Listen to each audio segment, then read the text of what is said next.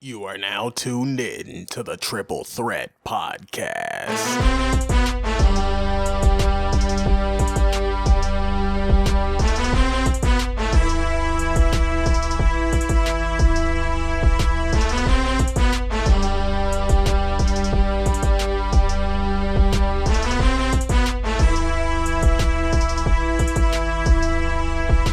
Alrighty, welcome back to the Triple Threat Podcast here. It's our second episode. My name is Ken Triplett, joined by Jordan Triplett, my partner in crime. Jordan, how you doing? Good, how are you? I'm doing well, even though the beloved Bills didn't have a really good week this week, to say the least. It's been a challenging week. It's been an eye-opening week for the Bills and many Bills fans, and I'm not quite sure why people are so surprised. You know, this is still a very young team that is still trying to find its way, trying to find its identity. You know, obviously Josh Allen's in his second year, but last Sunday's game was really hard to swallow. I don't care where you fall on the spectrum in regards to expectations regarding the Bills, but it was a really difficult thing to see the defense fall apart in the second half in that 31-13 loss to the Eagles. Yeah, they just ran the ball all over us. I personally think it was less of a game of being out-coached in a sense. I think we were very conservative, but it played to our defensive personnel. I just felt like Philadelphia had far more athletes on the field than this Bills team has been used to up to this point in the year. They still have much of that Super Bowl winning roster and just a lot of guys that could take advantage of our personnel. Like Alshon Jeffrey is just far bigger than all of our corners, and he came up with a lot of huge catches in traffic. And they were just running all over us with Jordan Howard and with the rookie Miles Sanders. We were playing very conservative to the point we didn't want to blitz them. And that's where all those huge runs came from. They were just running straight into a cover 3 or cover 4 zone most of the game. And just those short yardage attempts kept going and kept adding up. And then it finally broke them down at the end when they broke through for all those long runs. Yeah, well, I give the Philadelphia Eagles a lot of credit for, they obviously found something, either through film study or during the course of the game that said, hey, we can really gash this team with basically one play. And that counter play that they were running over and over again, the Bills just didn't have an answer for. I think physically, they just didn't have an answer for it. And, they just kept sticking with it and, played the consummate road game. And, I think it's something the Bills can fix. I think it's something that, McDermott and his coaching staff can put together. Because the Redskins are going to come and try the same thing, with Callahan now as the interim coach. And we'll get into that later on in the podcast about the Bills and Redskins preview coming up this Sunday. But the Bills better be ready for another dose of some heavy run action from the Redskins coming up this upcoming Sunday. But in the NFL, Jordan, as you know, you got to score points. And the Bills have struggled mightily scoring from week to week, I think averaging close to 13 points a game. They scored 13 points this past Sunday, and it's just simply not enough. So the offensive woes continue for Brian Daboll and his offense and his team and Josh Allen.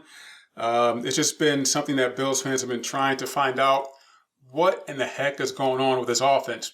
Now, I have my own one theory, and that one theory basically is this. They have no identity. Brian Daboll from week to week refuses to stick with a consistent run game. He hasn't yet quite figured out how to use Devin Singletary in open space. In the one drive that he did use him in open space, they mowed right down the field and scored a touchdown. That's been evident each game that Devin Singletary has been healthy and has played for this team. So it baffles me as to why Daboll and his offense cannot be more consistent using Singletary, not just in open space with dump offs or passes, but with the running game. And, the running game to me is Josh Allen's best friend right now, because Josh Allen is not quite at the level where he's a volume passer. He's not a volume passer. And when you make him out to be a volume passer, even as the games unfold or just by philosophy or theory, you're setting this kid up for failure.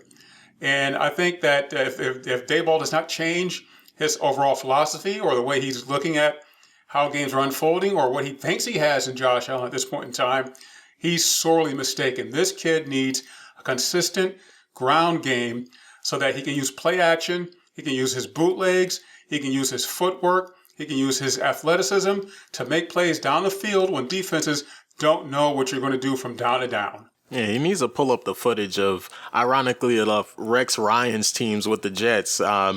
He had Mark Sanchez, who was limited in his ability as a quarterback, but they still made 2 consecutive AFC championship games with a very strong defense both those years. And also just running the ball with 2 running backs each of those years. Sound familiar? We have 2 great backs, one of them older, Frank Gore, who's still giving us plenty of production, the same way Thomas Jones or LaDainian Tomlinson gave those Jets teams. In the same way that we have Devin Singletary. They had Sean Green running the ball as their second back to sort of bring that energy into the running game. They need to look at that team and find that blueprint. And just like you said, Josh Allen, he can't win games throwing 35, 40 times a game. That's just not the quarterback we have right now. Give it a couple years before you have him out there trying to dink and dunk like he is Tom Brady, trying to make harder throws. Make the game easier for the guy. He's clearly got ball security issues with fumbling every other play that he runs or every other sack that he gets hit with.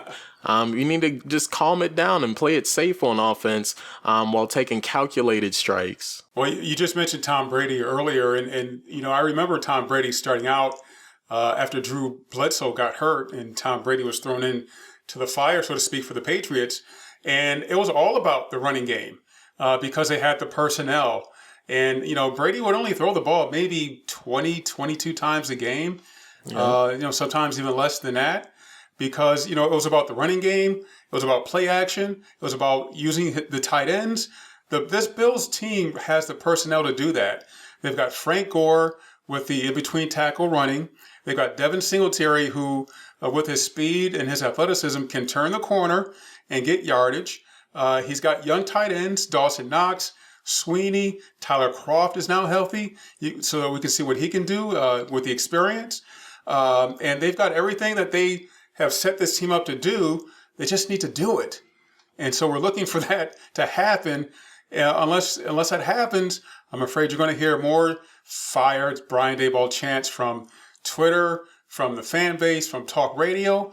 And, this guy's got to wake up and figure out exactly what type of personnel he has and get an identity for this kid right away. Yeah, seriously, I'm just sick of seeing the same old quarterback design runs that get us 3 yards, or the same old I formation run up the middle that's not going to do anything for anybody. We just telegraph so many of these plays, and teams are picking up on it, and that's what the Eagles did after a while. They saw when those runs were coming, those basic sort of runs. There's plenty of teams out right now, like the 49ers, who have this great zone running concept. I'm not asking Daboll to be Kyle Shanahan and concoct one of the best offenses in the league, but just mix it up sometimes. Like just give the guy a chance to make some plays out there when he can, but don't try to force it and have the offense completely on Josh Allen's back.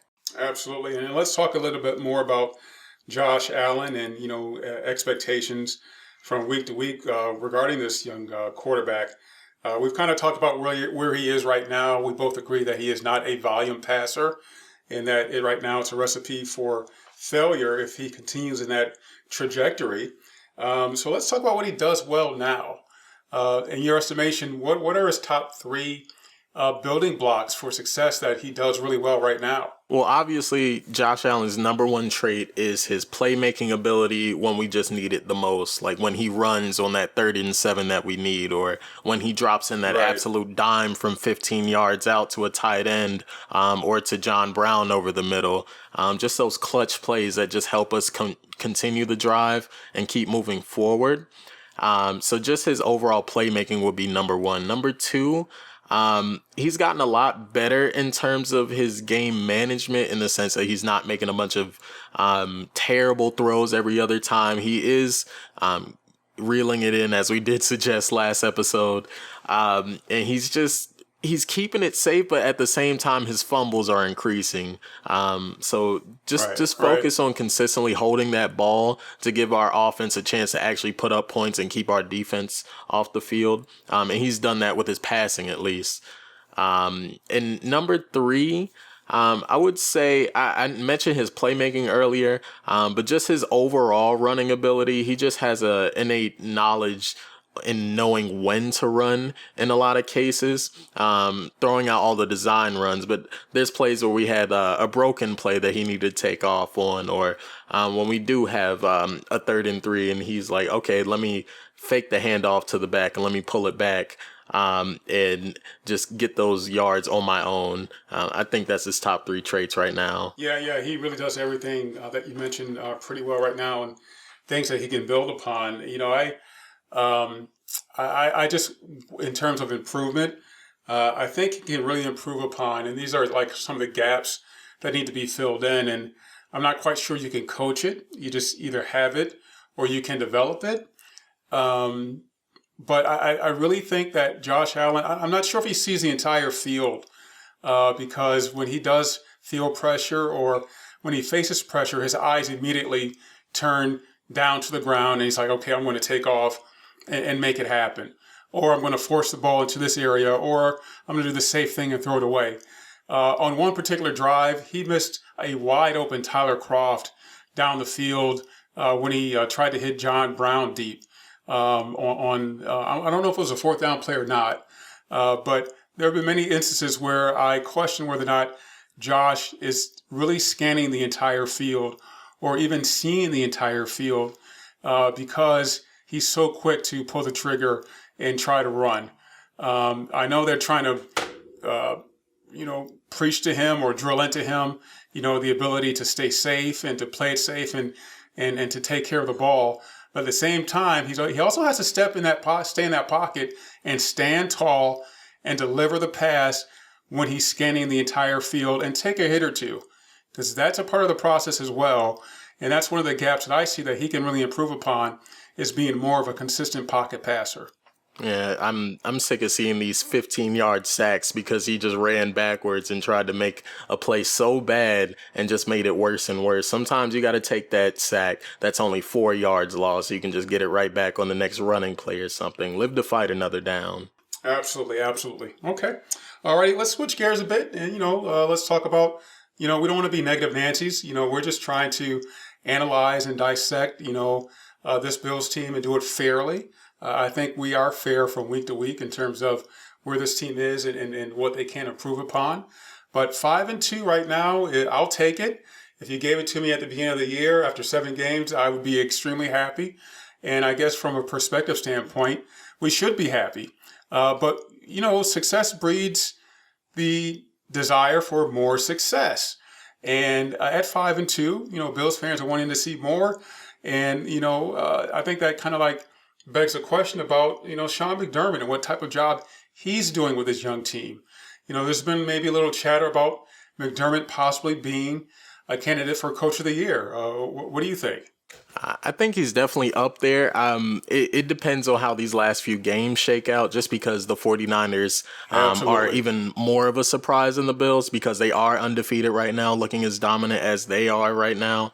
But just the overall job that McDermott has done from day one, he's gotten the best. He's gotten the best out of his teams. That first year going to the playoffs, that wasn't a team anybody expected to have playoff talent really, but he got the best out of them each and every week. Even last year, with our quarterback carousel that we had going back and forth, he still got the best out of that team getting wins. And we're at a good stage with this football team. Nobody's expecting a Super Bowl berth this year or anything, not at the beginning of the year, not now, and not in a few weeks. But in terms of the track record he does have for us currently and just the trajectory that we are on, I really do think we'll get to that point in probably 2 or 3 years being one of those top contending teams. Absolutely. You're listening to Triple Threat Podcast. Ken Triplett and Jordan Triplett here with you, talking about the Buffalo Bills 2019 season. And speaking of Sean McDermott, I gotta tell you, the Coach of the Year award is Kyle Shanahan's to lose. The 49ers have been outstanding so far, and they have a young team as well. They may have more experienced quarterback play in Garoppolo, but when you look at the numbers, Josh Allen is right step for step in line with Garoppolo. So you can't say that it's Garoppolo playing out of his mind. It's that defensive front that they have. Their front seven is better than the Bills. Bosa has been incredible for the 49ers, and it's really, from a jealousy standpoint, really something I wish the Bills had. We can talk about how good the Bills defense is statistically, but the one thing they miss, the one thing they don't have, is a disruptor coming off the edge. And even though the trade deadline has come and gone, that's going to be one major thing that I want the Bills to kind of fill in during the offseason, either through free agency or the draft, is someone that can come off the edge and be a disruptor from that defensive end position. Clearly, Jerry Hughes, I think, has seen his better days. And it's just something that the Bills need to take that next step that the 49ers have taken so quickly. And it all starts with talent. It really does. So in any event, let's look at if McDermott is going to be a head coach of the year candidate, he's got to make the playoffs. So the Bills right now at 5-2, you would think that 10 wins would be enough to garner one of the wild card spots. So the question begs, Jordan, where are these next 5 wins going to come from when we look at the schedule? Yeah, next 5 wins. Well, we have the absolute grace of having an easier schedule this year, which is not something we're used to as Bills fans. We typically do get a harder slate in our schedules, especially towards the end of the year. But as easy as it was to start the year, it looks about the same to end the year to me. Obviously, this week we do have the Redskins, whose only win came against the winless Dolphins. We have the Dolphins again. We have the 1-win Jets again later. I think that's where we get 3 of those wins right there. After this Redskins game, we do have the Browns in Cleveland, and that's really a make or break win for them for their total year, because if they do win this week, then obviously next week will keep them in the hunt for the AFC North or even a wild card spot. But for that, I do think we may be able to get a win out of that, depending on how prepared this team comes in, because we have been absolutely spectacular on the road this year, ironically enough, compared to home. And that's another game I'm looking at. Actually, 2 weeks after that at home, after the Dolphins game against the Broncos, I do think we'll be able to pick up a win there against that Denver team in Buffalo at home. Yeah, so looking at the schedule, I'm pretty much in step with you, but I've already kind of looked at the 5 wins to reach 10-6.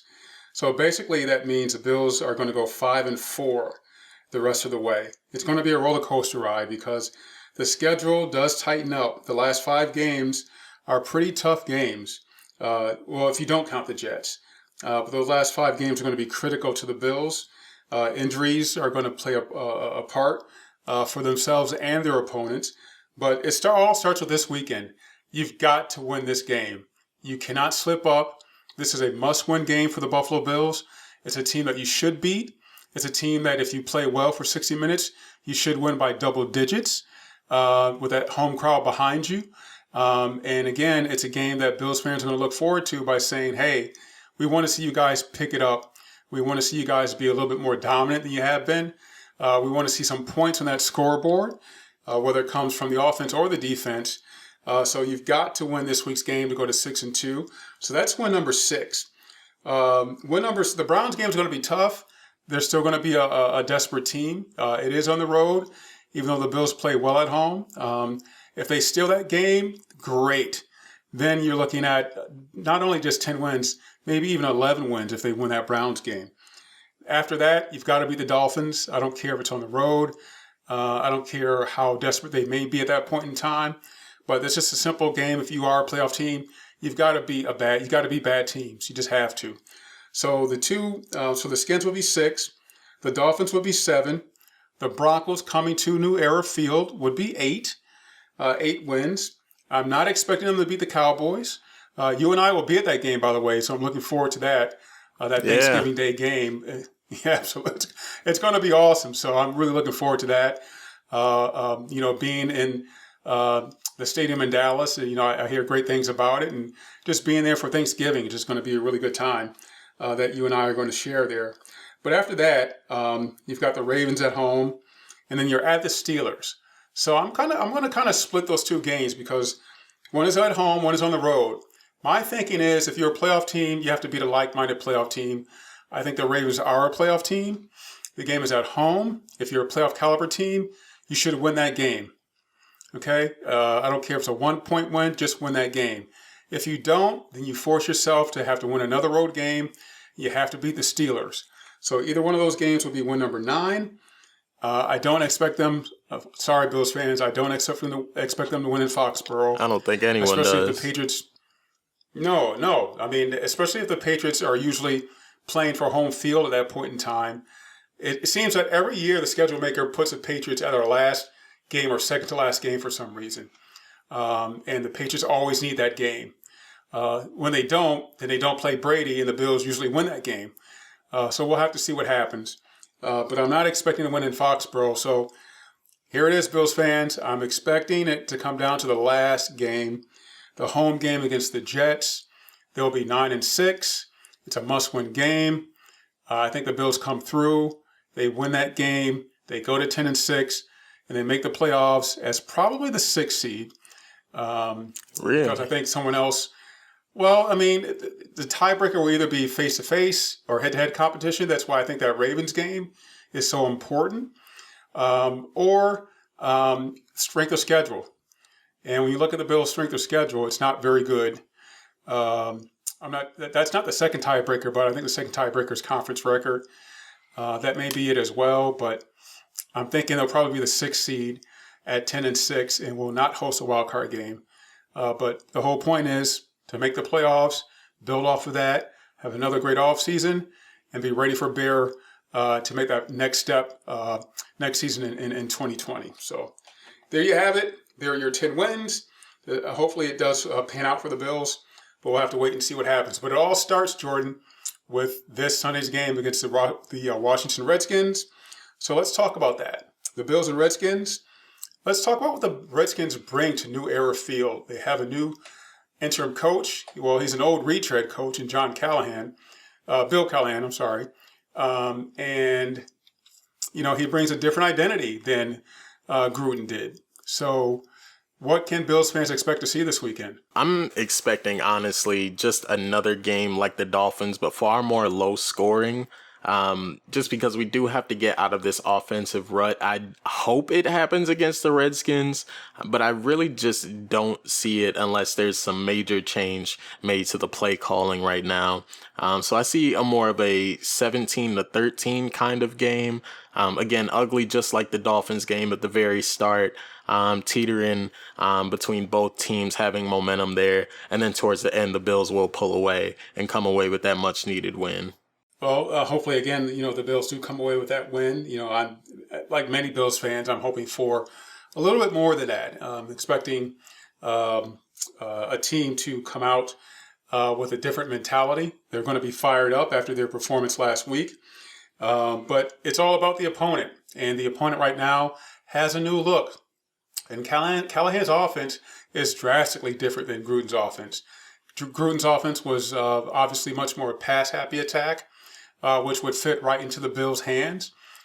Callahan is going to come with the ground and pound, and he's been successful with it the last couple of weeks. And considering what happened against the Philadelphia Eagles in this Bills defense, you're going to see a heavy dose of Adrian Peterson and his backups to try and duplicate the same thing the Eagles did last week and basically wear the Bills down into submission. Now, the week before the Eagles game, the Dolphins, gave the Bills some fits on the ground as well. So we're starting to see a slow pattern of teams really having success running up the middle against this Bills defense. And the Bills better fix it. They better fix it quickly because this is a copycat league. I do expect Callahan, again, to run the ball, play to his strengths, and not put his quarterbacks in a situation where they have to put the ball up in the air against the Bills' strength, which is their secondary. Yeah, I see Adrian Peterson just getting 18, 20 carries today, along with, not today, but Sunday, along with Chris Thompson also getting 10 to 15 carries in that offense that game. Absolutely. So is that your pick? 17-13. Is that your prediction? Yeah, I'm going with 17-13. All righty. I'm going to go slightly higher. I think the Bills need to put more points on the board in this game for some reason. Looking at the weather forecast in Buffalo, it's going to be chilly. I don't think there's going to be as much wind as there was last week or precipitation in the forecast, but it's going to be in the 40s. It's almost always windy in Orchard Park anyway. And that's not anything that Josh Allen can't handle.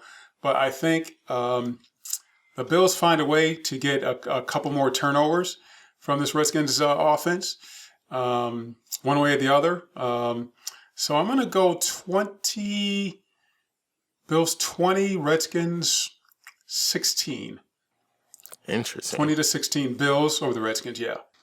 So 3 field goals and a touchdown for the Redskins? Yeah. And I think the Bills' defense will tighten up in the red zone, which is what they usually do to force those field goals. And yeah, three field goals and a touchdown for the Skins, and 2 touchdowns and 2 field goals for the Bills. 20-16, your final. The Bills will go to 6-2 after Sunday afternoon. Okay. All righty. You're listening to the Triple Threat Podcast. Ken Triplett along with Jordan Triplett, and we're going to go in and talk a little bit about the NFL on a global scale and our power rankings. So we're going to talk about our top 12 NFL power ranking teams. Basically, it's really simple. Who are your 12 playoff teams? 6 from each conference, 6 from the AFC, 6 from the NFC. And I'll give you my list very shortly. This is starting with number 1, going down to all the way to number 12. I've got the Patriots in my number 1 spot, followed by the Saints. The New Orleans Saints, and I don't know why national media, they're not talking more about the Saints and how good they are defensively. Teddy Bridgewater was awesome filling in for Drew Brees. Drew Brees is now back. That offense is going to pick up a notch, and begin to blow teams away with a healthy Drew Brees. The Saints, and I expect a Patriots and Saints Super Bowl. That's why they're my top 2 teams. They'll be the top 2 seeds.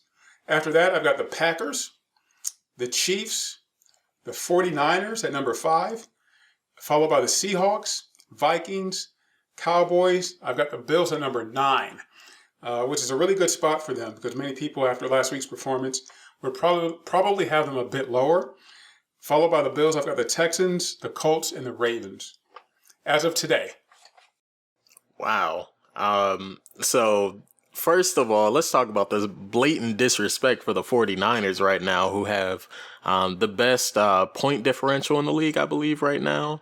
I just think the Packers are with Aaron Rodgers, the quarterback play is just much better than Garoppolo, and I think that the Packers can go into a place like Levi Field in San Francisco and win a playoff game if they needed to, simply because of that quarterback play. They will find a way to deal with Bosa, but offensively they're playing really well, and defensively they have enough to shut down the 49ers running game and get a win. But it's all about today. I know the 49ers have been lights out, 7-0, but the Packers have been, look what they did, even though Mahomes wasn't in the game. Look what they did in Kansas City, putting up 31 points, the way Aaron Rodgers played, the way his running backs played. They're just playing really well all around. I just think they're better right now, even though the 49ers are undefeated. Okay, well, back to that point differential, they have the second best, but number 1, we are in agreement. The Patriots are obviously the class of the league right now, with a record-setting defense that they do have right now. The fact that they can lean on that defense and also have Tom Brady on the other side is just an absolute advantage that nobody else can match. Number 2, I do have those 49ers here. I do believe outside of the Patriots, they have the best defense right now. I think statistically, the Patriots will definitely cool down as they do hit the tougher part of their schedule. But the 49ers, their defense is legit. Stars at each level of that defense, starting with that offensive line, defensive line, with Bosa there wrecking havoc. He's probably going to get Defensive Rookie of the Year. He might even get Defensive Player of the Year overall in this league. And then in the secondary, they've got Richard Sherman still locking guys up. He looked like he hasn't lost a step at all. And just that defense is just way better than I do see from the Packers here. The Packers, they have a great defense, but I don't think it's anywhere near the 49ers just because they do have that disruptor and that rusher. And that's why I put the Packers at number 3, just below the 49ers. I do see Aaron Rodgers having a great year and continuously having a great playoffs once that time hits. But just that defense, when he eventually plays the 49ers, which I think will happen this year in the NFC Championship, I think Bosa and that defense will just prove too much for him and for Aaron Jones running the ball. Number 4, I do have the Saints. I like their defense a lot too, but I just don't see the talent that they do have to match the 49ers or the Packers right now. Drew Brees coming back will obviously help that offense, but it's just a defense that still gives up some big plays here and there and keeps some teams in it sometimes a little bit too long that I do see. Yeah, number 5, I do have the Seahawks here just after the Saints. Russell Wilson is lifting this team up to a very high level of play right now, higher than their potential would seem. Their defense, I don't see it that good right now. They do give up a lot of points and a lot of yardage to some teams, but Russell Wilson is able to pull them out of those holes. So I do have them at number 5. Number 6, I have the Ravens right now. I think they do have a very strong offense with Lamar Jackson quarterbacking right now. He's currently on pace for a 3,000 yard passing, 1,000 yard rushing season right now. And he looks like he'll get it. That offense, it doesn't look like it's slowing down anytime soon. They'll continue doing those same things that got him in this position. After the Ravens, I have the Colts. Again, like I said in the first episode, I do feel they have a Super Bowl level roster, and had Andrew Luck actually played this year and been fully healthy, I do think they might have been one of the top 3 teams in this league. But Jacoby Brissett, he's no slouch himself. He's putting this team in a lot of great positions to win, especially that great play he had last week against the Broncos to get away from that sack and find T.Y. Hilton. He's still making plays on his own, so he does deserve respect in that, right? After that, I have the Minnesota Vikings. Kirk Cousins, he's being talked about recently on his last stretch of games as an MVP candidate. I see him as more of a slightly above average quarterback, so I think he'll regress towards the mean here, and he'll have a few more games like he did have at the beginning of the season when everybody was criticizing him. A lot of highs and lows, just as his whole career has pretty much been with him as a starting quarterback in this league. After that, I have the Chiefs, and I have the Chiefs so low just because we don't know how long Mahomes will be out, and when Mahomes does come back, we don't know how healthy he'll be when he comes back, because we saw earlier this year he was a little banged up with his leg, and he still played through it for a lot of the time, and he clearly looked hindered, but he was still Mahomes. He was still making plays. He just looked actually mortal when he was throwing the ball, but it's just that big question mark. He's the engine that makes that whole team go. After that, at number 10, I have the Bills. I just don't have them in the class of any of those offenses right now. The defense is still keeping them up there, and obviously the record, and also the schedule is keeping them up there into that top 10. And again, we've talked about the Bills this whole episode. I don't need to go in depth on why I think they're number 10. Number 11, I have the Houston Texans. They would be a little higher, but the same thing with the Chiefs, a big injury question. Watson, he's getting hit every game, every single game. There's something where it's just hindering him, and he's making great plays despite it. Like when he was being pulled down for a sack and he got kicked in the face and still threw that touchdown. But there's only so much that he can do himself. And especially with Laramie Tunsil, he may be injured for a little bit for this team as well. Just a lot of questions with them having health, and especially losing J.J. Watt really hurt as well. And then last, number 12, I do have the Los Angeles Rams. I think they'll get it together. They're just gelling right now with Jalen Ramsey being added to that defense, and that defense is looking much better. It's just a point that this offense just needs to catch up to that. And I do think the offense will pick up for them, but it's definitely nothing like we saw last year with this team. So no Cowboys, huh? You don't have the Cowboys in the playoffs? I do not have the Cowboys in the playoffs right now. I think they're losing that last Wow. spot to the Rams. Wow. Wow. Well, That is saying did a I lot. give it? I mean, Did I give an NFC East team? I might not have. yeah, you got to have someone there to win the division, though. But we'll talk about that later. Right now, they're just power rankings. But yeah, something's going to shake out. But I definitely would not have. I don't have the Rams on my list. I don't have them making the playoffs. Definitely have the Cowboys winning the NFC East. So, but that's something that we can talk about moving forward. Well, there you have it. Our NFL power rankings for right now, Week 7. Obviously, power rankings change from week to week. We enjoyed talking together, Jordan. I enjoyed talking with you about the Bills and this upcoming game against the Skins. You've got 17-13 Bills. I've got 20-16 Bills. And with that, we'll wrap it up with our football segment of the Triple Threat Podcast. We'll see you next week, episode 3, where we'll talk about the NCAA, give a little bit of a preview, and hopefully we'll talk about a Bills victory, a victory Monday against those Redskins. Thanks for listening.